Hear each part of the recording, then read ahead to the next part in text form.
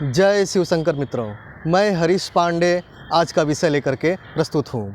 मित्रों, आज मैं एक बड़ी ही महत्वपूर्ण सूचना लेकर के आया हूँ और ये जो सूचना है, ये सूचना आपकी एक बहुत बड़ी समस्या को दूर करेगी। और वो समस्या कौन सी है? वो समस्या है ऋण, यानी कि कर्जा।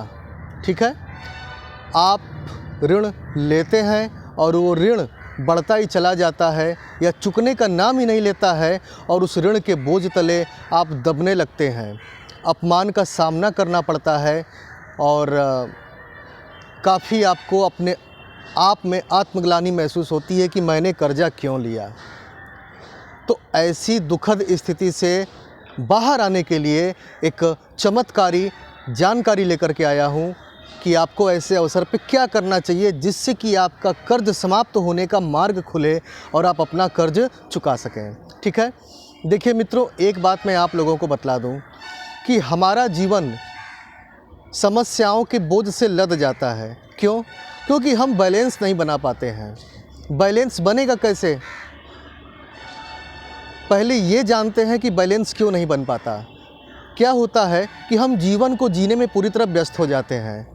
सुबह उठना, स्नान करना, फिर उसके बाद खाना पीना, फिर उसके बाद मौज मस्ती करना या बाहर जाना, कुछ काम करना, अपनी नौकरी करना, फिर घर आना, फिर खाना पीना और सो जाना।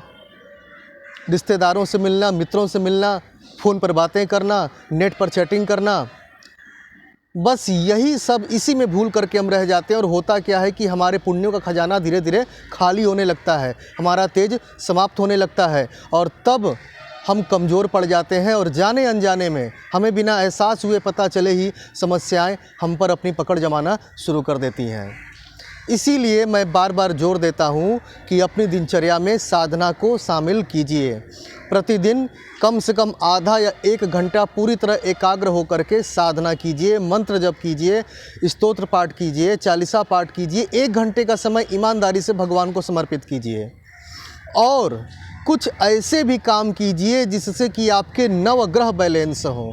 मित्रों, मैंने अपने कई वीडियो में ग्रहों को प्रसन्न करने, उनके दुष्प्रभाव से बचने और उनको बैलेंस करने की जानकारी दी है और आप लोगों को उन वीडियो को काफ़ी प्यार मिला है। इसके लिए मैं आपका तहे दिल से आभारी हूँ। इसी प्रकार आप लोगों का प्रेम मुझे मिलता रहे। मैं हमेशा अग्रसर रहूँगा आपकी समस्याओं के समाधान हेतु। तो नवग्रहों को बैलेंस करने की जहाँ तक बात आती है तो उसके लिए कुछ साधक उपाय समय समय पर मैं बताता रहता हूँ। आज भी वैसा ही एक उपाय लेकर के आया हूँ।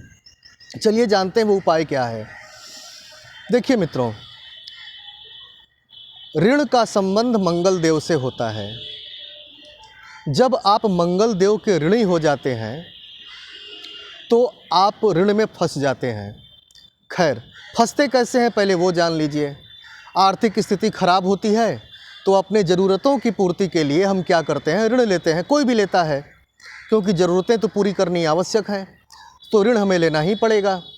अब होता क्या है कि आय का जरिया तो है नहीं या कमज़ोर है, घर के खर्चों में ही समाप्त हो जाता है, ऋण हम चुका नहीं पाते और वो ऋण का बोझ बना ही रहता है या बढ़ता चला जाता है अगर ब्याज पर लिए हैं तो। और फिर एक समय एक ऐसी नौबत आती है कि जब वो हमारे लिए फांसी का फंदा जैसा नज़र आता है। फिर कोई मार्ग नहीं सूझता कि हम उसे कैसे चुकाएं। फिर उसे भी चुकाने के लिए कोई दूसरा ऋण लेना पड़ता है और इस प्रकार जीवन में ऋण का बोझ बढ़ता चला जाता है। इस स्थिति से बाहर निपटने के लिए सबसे पहले तो आपकी आर्थिक स्थिति इम्प्रूव होनी चाहिए, तभी तो आप ऋण चुका सकेंगे। आर्थिक स्थिति इम्प्रूव होनी चाहिए और कर्ज निवारण के योग बनने चाहिए, जो कि मंगल देव की आराधना से ही बनेंगे, मंगल देव को प्रसन्न करने से ही बनेंगे। तो उसके लिए आपको क्या करना होगा कि 15 मार्च 2022 को, यानी कि परसों, यानी कि नहीं अगले दिन, कल मंगलवार को भौम प्रदोष व्रत है। ठीक है, भौम प्रदोष व्रत क्या होता है? इसका मतलब, यानी आप जानते हैं कि महीने में 2 प्रदोष होता है, एक शुक्ल पक्ष का प्रदोष, एक कृष्ण पक्ष का प्रदोष। और प्रदोष किस तिथि को पड़ता है? त्रयोदशी को, यानी कि 13 तिथि को। ठीक है, दोनों पक्षों की 13वीं जो तिथि होती है वो प्रदोष होती है। तो अब ये जो प्रदोष है मंगलवार को अगर पड़ जाए तो भौम प्रदोष माना जाता है, जो कि मंगल देव को प्रसन्न करने का एक अद्भुत अवसर होता है।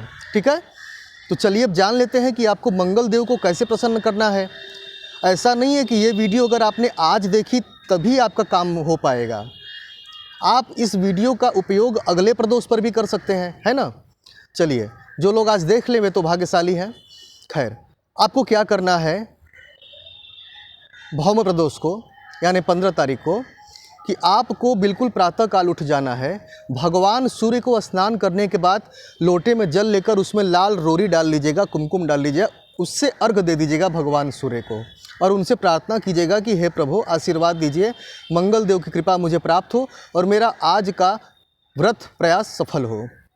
आपको दिन भर व्रत रहना है। ठीक है, सायंकाल को प्रदोष काल कहा जाता है। ठीक शाम को गोधूली बेला के समय प्रदोष काल का परफेक्ट समय होता है। शाम तक आपको हो सके तो निराहार रहना है, लेकिन अगर स्वास्थ्य आपका बहुत बढ़िया नहीं है तो फल फलाहार पे रहने का प्रयास कीजिएगा। ठीक है, क्या करना है कि सायंकाल को आपको भगवान शिव की, केवल भगवान शिव की फ़ोटो हो, ठीक है, भगवान शिव की फ़ोटो सामने रख लेनी है और आपके जो गुरु महाराज हों, सदगुरु हों, उनकी फ़ोटो भी रख लेनी है। अगर गुरु महाराज ना हो तो भगवान शिव को ही अपना गुरु मानकर उनकी फ़ोटो सामने रख करके उनकी पूजा करनी है, धूप दीप दिखाना है और एक घी का दीपक प्रज्वलित करना है।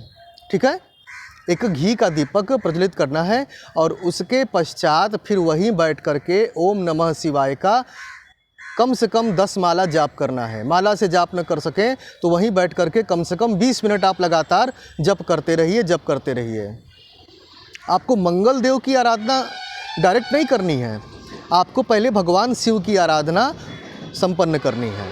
ठीक है, अब क्या करना है, चूँकि प्रदोष के स्वामी भगवान शिव होते हैं और चूँकि मंगलवार के दिन का ये प्रदोष है, तो भगवान शिव की पूजा अगर आपने मंगल प्रदोष के दिन कर ली तो फिर मंगल देव की अनुकूलता प्राप्त हो जाती है।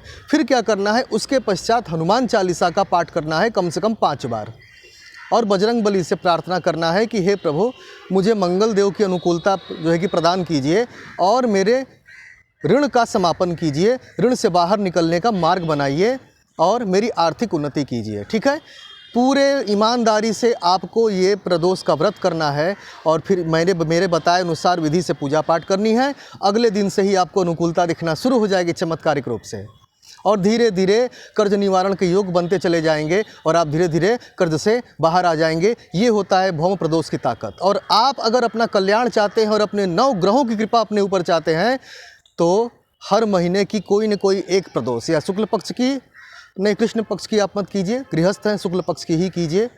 कम से कम शुक्ल पक्ष की प्रदोष का व्रत रहने का जरूर प्रयास करें, इससे आपका कल्याण ही कल्याण है। ठीक है, खैर ये तो बाद में विचार किया जाएगा, फिलहाल आप भौम प्रदोष का पालन कीजिए। ठीक है, तो आज के लिए बस इतना ही, मुझे आज्ञा दीजिए।